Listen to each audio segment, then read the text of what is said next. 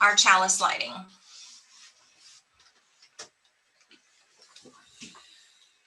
Across the Distance by Laura Thompson. Across the distance, the light from within me shines, sending love to all.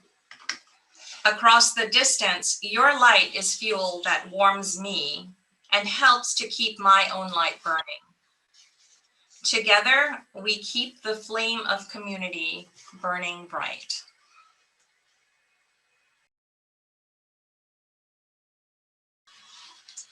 And now, as we recognize Black History Month this month, we're so pleased to have a warm welcome for Bill Batson. I know that some of you already know Bill. Bill is a well-known local from Nyack. He publishes Nyack Sketch Log, a sketch and short essay since 2011 on nyacknewsandviews.com. In fact, this year on August 23rd, he will post his 500th column and observe his 10th anniversary. Bill serves on multiple boards and committees, including the trustee of the Historical Society of the Nyacks and the Edward Hopper House Museum and Study Center. He's the communication chair of the Nyack branch of the NAACP and a founding steering committee member for the Rockland People's Panel on Policing. In 2015, Bill chaired the Nyack Commemoration Committee, a group that placed a Toni Morrison bench by the road monument in Memorial Park, Nyack. Along with Donna Tim, Bill co-founded Nyack Mask Makers, a crowdsourced effort that recruited 600 volunteers and donors to make and distribute over 15,000 free reusable cloth masks to over 50 public and private civic institutions during the early weeks of the COVID-19 pandemic. Bill also received a Rockland County Executive Arts Award in 2012 and the Literary Arts Award from the Arts Council of Rockland in 2020, and was recognized by the Rockland County Legislature in 2020 for his contributions to African American history. Bill, welcome. Thank you, Leslie. It's good to see some friends on this call. So I'd like to start my talk, which is premised on the role that African-American women have played in advancing culture and civics in America. And I want to speak specifically about ways that their work resonates currently in our country and also in our county. So the way that we record events says a lot about who we are. According to an African proverb, until the lions have their own historians, the history of the hunt will always glorify the hunter. But as we go through our own telling of tales, you begin to wonder if the hunter's culture has influenced how the lions talk about our past.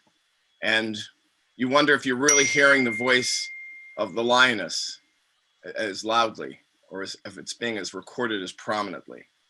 So I enter this this topic through the lens or the experience of my aunt. Well, both my grandmother and my aunt. They were my family came to Nyack in the 1880s.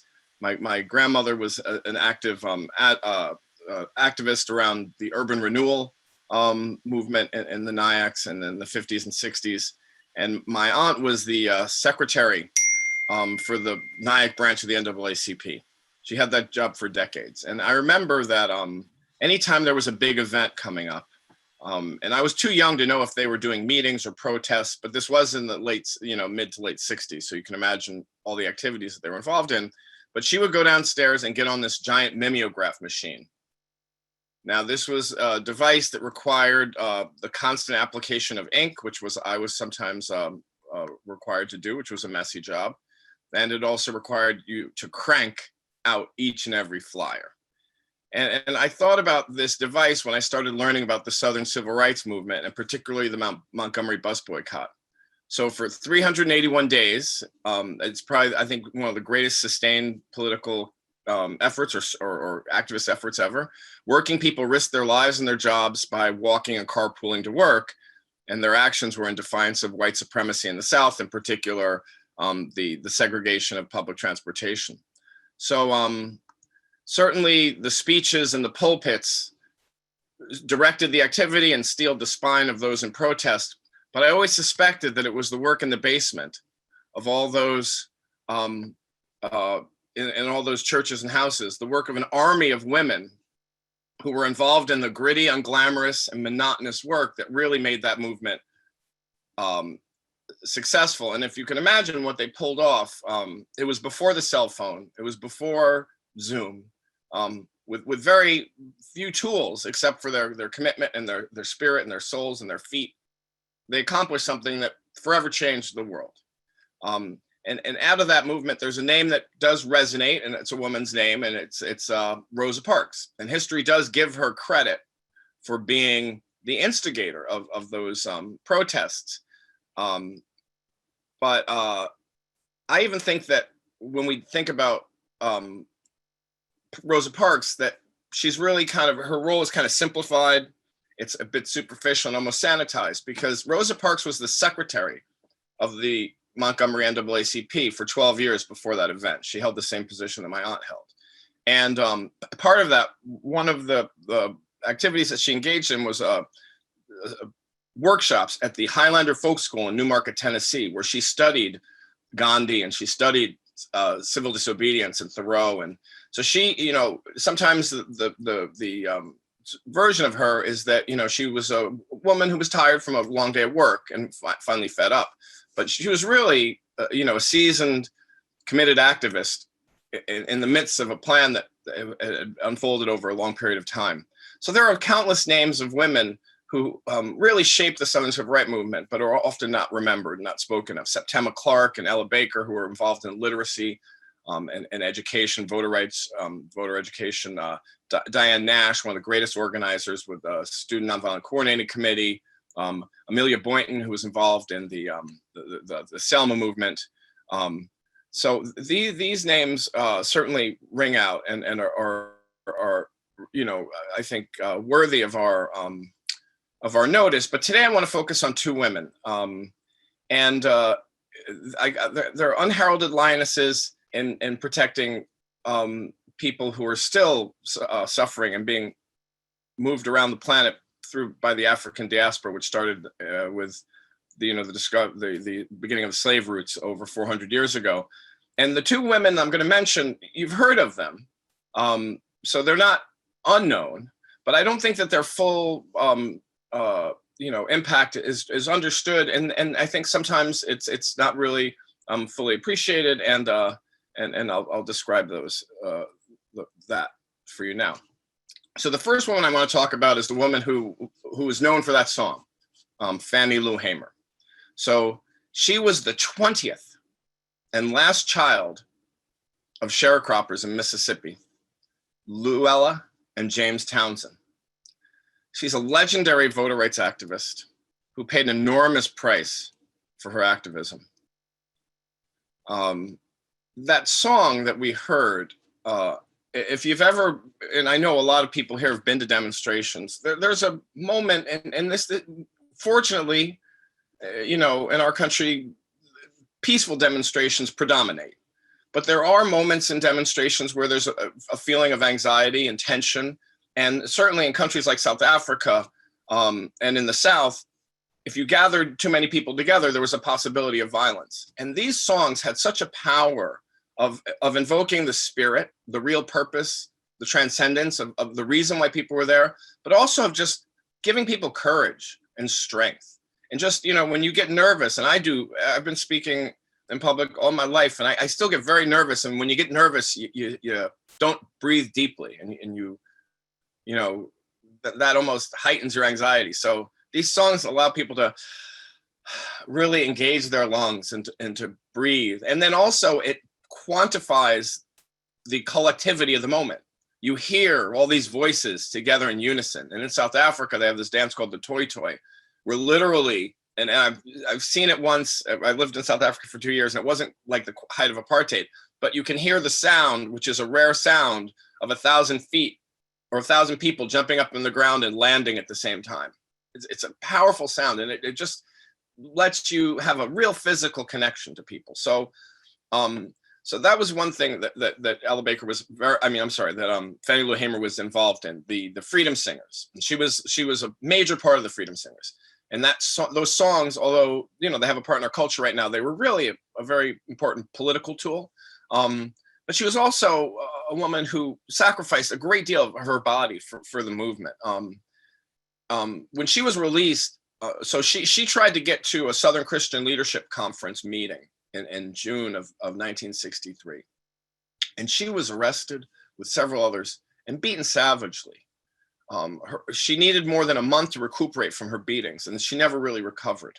The incident gave her profound physical and psychological effects, including a blood clot over her left eye and a permanent damage to one of her kidneys. And you can almost detect this in this clip that I'm about to show you. But I want to spend a moment on Fannie Lou Hamer and really this critical moment in our history where almost like foreshadowing the Stacey Abrams moment. This is when a Black woman in 1964 had the country riveted to her words and her activism. So if we can now watch a short video of Fannie Lou Hamer.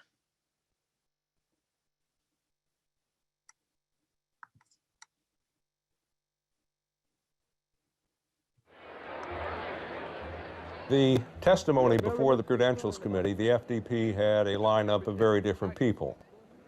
They had Rita Schwerner, the widow of Mickey, who had been killed in Neshoba County. They had Martin Luther King. Everybody knew King. The seating of the delegation from the Mississippi Freedom Democratic Party has political and moral significance far beyond the borders of Mississippi are the halls of this convention. But the highlight of the testimony was that of Fannie Lou Hamer. The sharecropper who had been evicted from her plantation had come to symbolize the Mississippi movement. Mr. Chairman, and to the Credentials Committee, it was the 31st of August in 1962 that 18 of us traveled 26 miles to the county courthouse in Indianola to try to register to become first-class citizens. We was met in Indianola by policemen.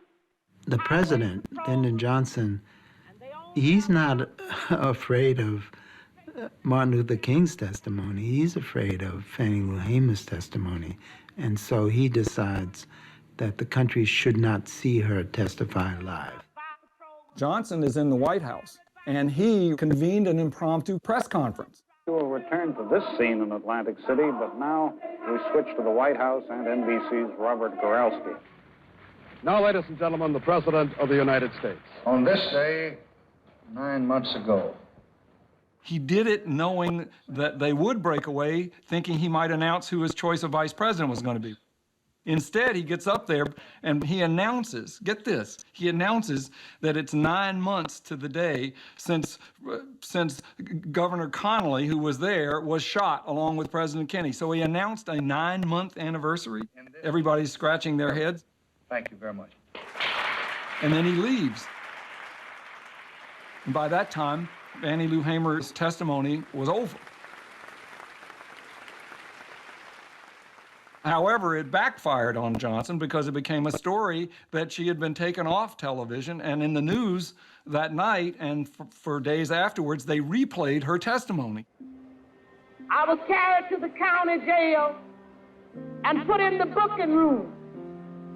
They left some of the people in the booking room and began to place us in cells. She had Mississippi in her bones. Martin Luther King or the SNCC field secretaries, they couldn't do what Fannie Lou Hamer did. They couldn't be a sharecropper and express what it meant, right? And that's what Fannie Lou Hamer did. And it wasn't too long before 3 white men came to my cell. One of these men was the State Highway Patrol. He said, "We're going to make you wish you was dead."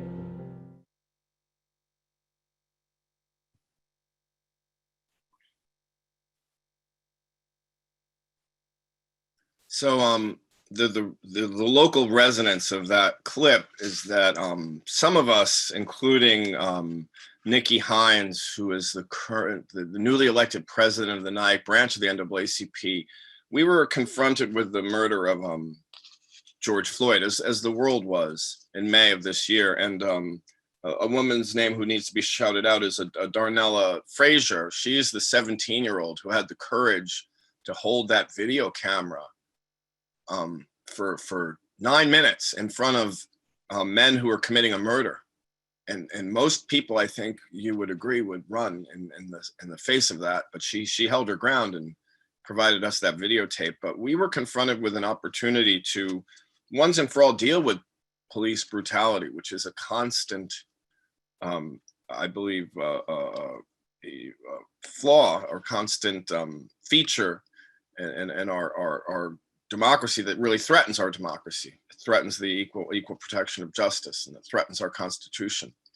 So we began to work together under this executive order that Governor Cuomo signed on June 12th called the EO 203, which called for collaboratives to be set up all over the state. And I'm not here to talk about that today. And if there's an opportunity again, I'd love to. But we immediately lost faith in these efforts. We found that they were all being driven by law enforcement, that they were very top down, which is exactly the opposite of what the executive order calls for. If you were critical of or had suggestions to improve police procedure in the county, you were immediately disinvited or not included. So what we did is we invoked Fannie Lou Hamer. It occurred to us she was in Mississippi because the Democratic Party in Mississippi would not allow Black people to vote and would not allow Black people to participate. But she said, well, it's a democracy, so we're going to create our own Democratic Party, the Mississippi Freedom Democratic Party. We're going to hold our own election. We're going to send our own delegation to Atlanta, and we're going to demand that we be seated, because if your playbook is the Constitution, you've violated your playbook. Your delegation is illegitimate. We honored the Constitution, so you should seat our delegation. So that was their premise. It was very simple. It was, when an institution fails you, and it's within a democratic system where every institution should be of, for, and by the people, then the people can create another institution, a parallel institution. So we created the Rockland People's Panel on Policing. So I'm going to enter that the link to our webpage. We have held 2 hearings so far. We've had hundreds of people participate. We have about 90 people on our panel. We're all shaping a proposal to address police reform, particularly though to end racially biased over-policing in our county. And we are animated by the spirit of Fannie Lou Hamer, and we're led by some incredible women organizers as well. Our steering committee has Nikki Hines, Sherry McGill. I don't know if you've heard of Sherry, but she recently won a seat on the Ramapo School Board in that historic election that was brought about by the lawsuit by the NYCLU and the NAACP, and also Nelsie Garcia, who was recently hired by the new Senator Elijah Reichlin-Melnick. So the next person I would like to invoke today is Toni Morrison. And I think I have to switch the order a little bit here, because sure, everybody's heard of Toni Morrison. She is probably the most celebrated and awarded writers in the English language in the United States. She won the Nobel Prize. She's a Pulitzer author. She's won every single recognition. But I think her lasting impact is going to be this project that she created that came from her book Beloved. So and it was mentioned earlier that I was the chair of an organization called of the Commemoration Committee, which helped bring a bench by the road monument here. But let me just situate it in my thinking. And there was a perfect analogy with a film that just came out. I don't know if anybody's had a chance yet to see it. I actually not so sure it's been released yet. And I don't even know how movies work anymore, because they say a movie's released and I'm like, well, I'm not going to go and see it. So I guess you have to wait till it gets streamed to you or something. But there's a movie that just came out called The United States versus Billie Holiday. And it's an interesting title because, you imagine, well, what was the United States, going after Billie Holiday for? Well, in 1939, when she began to sing in public "Strange Fruit," it's been declared by, it was described by some as a declaration, the first declaration of war of the Civil Rights Movement. It was the beginning for many people of the Civil Rights Movement. So we think about the cultural contribution of a Billie Holiday, and we think about the cultural contribution of a Toni Morrison, but we don't always realize how much our culture informs our civics, and how important some of the work that they've done outside of what they're primarily known for, how much that is going to impact us. So I'd like to now share some footage of Toni Morrison. And if any of you were able to join that day, it was extraordinary. We had over 400 people march down from the Nyack Center to, after hearing some presentations about this national project, which I'll describe a little bit later after the clip. But when we came into the park, led by a drum circle with a jazz band from the Nyack High School playing, sitting before us was Toni Morrison, who spoke. And this is a videotape from that day. Well, it's true. There have been 14 ceremonial benches that the Toni Morrison Society has placed around this country and countries outside our borders. And there are more to come. Because the purpose of their placement, which is remembering the lives and activities of slaves, is not limited to the United States. I made a mistake this week trying to remember when I made those remarks about the necessity of spaces to remember our history. I thought I wrote them toward the end of my novel, Beloved. I didn't. But after 11 novels, they sometimes merge. But I was thinking of this at the end of Beloved because I wrote about footsteps in the sand constantly being washed away, and that there was no way to recall whose steps they were and who had been there. But the words were part of an interview. The same kind of quote that is at the end of Beloved about memory and the really awful possibility, almost inevitable, of forgetting and of losing what I called in the book rememory. And that melancholy feeling must have informed me when I was giving an interview where I described what I thought was a necessity at the end of Beloved. You've just heard the words, and I will repeat them. There is no place where you and I can go to think about or not think about, to summon the presences of or recollect the absences of slaves, those who made the journey and of those who did not. There is no suitable plaque or wreath or wall or park or skyscraper lobby. There's no 300-foot tower, and there is no small bench by the side of the road. So when Professor Carolyn Denard and a brilliant collection of scholars, readers, critics, students founded the Toni Morrison Society, which, by the way, preceded by a few weeks, maybe months, I don't know. How much? Before I won the Nobel Prize. I couldn't have been more delighted with that. But when the bench idea was realized by the society, I was more delighted. Of the 14 benches placed, and I was not able to visit them all. When I could, I did. I was there at Sullivan Island, South Carolina, with those gorgeous yellow umbrellas, white dresses. I was at Oberlin, which is close to my hometown in Ohio. I went to Oberlin. And I was in France, Paris, and Martinique. But I have to say the delight of having this particular bench placement to commemorate the life of Cynthia Hestra in my neighborhood is really profound. You know, this area of Rockland County, not all of it, but concentrations in it, is rife with tales of abolitionists and Underground Railroad shelters.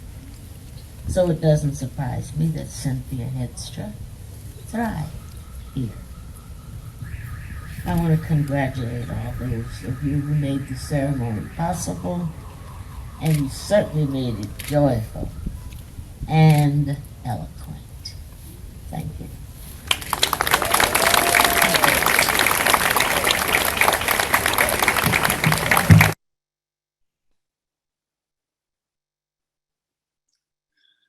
So that extraordinary day was one of her last public appearances. Her health was in decline, and we were very honored that she joined us from a few miles down the road in Grandview, where she lived. Since then, there are approximately, I think, 15 more benches have been placed. The most recent 2 are going to be placed in Tulsa, Oklahoma, to commemorate the burning of Black Wall Street there, and the murderous kind of rampage that destroyed the Black community.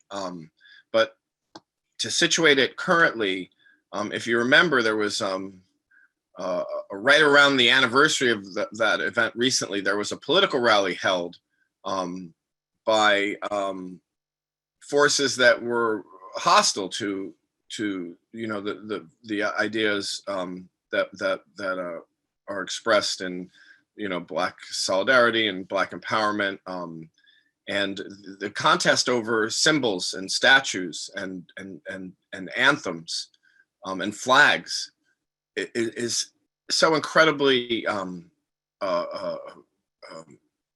relevant right now, and it's so incredibly contested right now. When I'm going to put in the chat a link to a panel that I'm introducing on Wednesday that will include some speakers from the Bench of the Road project, but as well Mitch Landrieu, who was the former mayor of New Orleans, who removed 4 Confederate statues from his city. And he also removed, I think, his future political prospects in so doing, but it was a very brave gesture. And then there's another statue of Martin Luther King going up in Boston that we're going to discuss. But when I proposed that panel to this organization that you can learn about if you attend, called the Global Citizen Circle, I wrote in my proposal that these issues are unresolved, unending, and could quite literally threaten our domestic tranquility if they go unresolved. And I paused when I wrote that, and I thought, is that hyperbolic? Is that, over the top? Is that alarmist? But I had a feeling, and I sent the note. I sent that note on December 5th. And then on January 6th, a little bit more than a month later, literally, insurrectionists, many of them white supremacists, stormed the United States Capitol and flew the Confederate flag inside. So, the work that the Bench by the Road Society is doing around the country is just so terribly, terribly important. She mentioned a couple locations. Sullivan Island in South Carolina is where 75% of the slaves who entered the Americas disembarked from the slave ships. There's an incredible one in Concord, Massachusetts, near Walden Pond, where a gentleman, a Revolutionary War hero, a Black Revolutionary War hero named Brister Freeman, who was known to Henry David Thoreau, taught freed Blacks how to grow apples, because in the North, even though slavery ended before it did in the South, you weren't economically integrated into the community. So you had freedom, but you also had the freedom to starve to death because you weren't a part of, you know, the supply chain and the economic system. So he taught folks how to grow apples. So I just think that in a day right now, the way this kind of presentation came up is, you know, I was thinking about the moment, and certainly, you know, you could honestly argue that I mentioned Darnella Frazier, who took the footage of George Floyd, but then also some other names which are just so impactful right now. Stacey Abrams is well known, but the enormity of her impact on our country, and the fact that she did it from such a kind of obscure kind of local post, which is often the dynamic of the civil rights movement, is that things that happen in one, you know, Dr. King has this quote, injustice anywhere is a threat to justice everywhere. Well, oftentimes injustice in one place can bring about, you know, a re-examining of the state of our society and democracy everywhere. So what happened in Georgia was so powerful. And then these names, Alicia Garza, Patrice Cullors, and Opal Tometi, those are the women who created the Black Lives Matter hashtag. And it's interesting that we don't know their names, but part of the reason why we don't know their names is almost by design, in that Black Lives Matter is a decentralized, non-hierarchical organization. It doesn't have like a chair and a chapter, you know, there's no kind of organization to it, which is interesting because, as I said, you know, I think when the lions meet, you know, the patriarchy is probably a little bit more formal, and with the lionesses, I think maybe it's a little bit more decentralized, and where everyone is kind of given a little bit more, you know, equanimity. So I'm really just very mindful of the fact that a quote from Dr. King is that truth pressed to the ground rises. So I really do believe that even though Fannie Lou Hamer left us a long time ago, and Toni Morrison passed recently, the truth of what they did in their lives, when pressed to the ground by how they were treated, and when found by us, and when it informs our going forward, it really does help us rise up and fight and find justice. So I'm going to go ahead and put in the chat a link to the this forum about statues and monuments and their power to both unite us and divide us. I'm going to put that in the chat. And let me just actually end with one other thing. I have been working with a group with the NAACP in Spring Valley to preserve Mount Moore Cemetery in near the mall, and there's a great examples of work that needs to be done right locally, and you know, right now there was a program on MSNBC this morning about Birmingham and how they're still fighting over the Confederate flag. So Confederate monuments. And so sometimes it's not so much about taking things down, it's about putting positive things up. So in May, we're going to be restoring some of the headstones of some of the soldiers that are buried in Mount Moore. Some of them served in the Civil War, and some of them were actually at the battle of the Appomattox Courthouse when General Lee surrendered. So so much of our past is really current and taking place before us. And a lot of, I think, what we can look forward to are from programs and from initiatives and from culture and content that's been created by incredible women like Toni Morrison and Fannie Lou Hamer. Thank you so much, Bill. That was wonderful. So glad to have you. Thank you. Please join us. Bill, I believe Bill is going to stay for a few minutes for our coffee hour. So again, after our service, you're more than welcome to join us if you have any questions or comments for Bill. But now we will extinguish our chalice. Never has it been more true than now. We extinguish this flame, but the sparks within us remain alight. From each of us, in our supposed solitude. The signals buzz and hum, sparkling through space one to another, connecting us invisibly but palpably. We are one, and from every window, our light shines. Thank you. So please join us for a coffee hour. Feel free to unmute your lines. Bill, thank you so much. That was wonderful.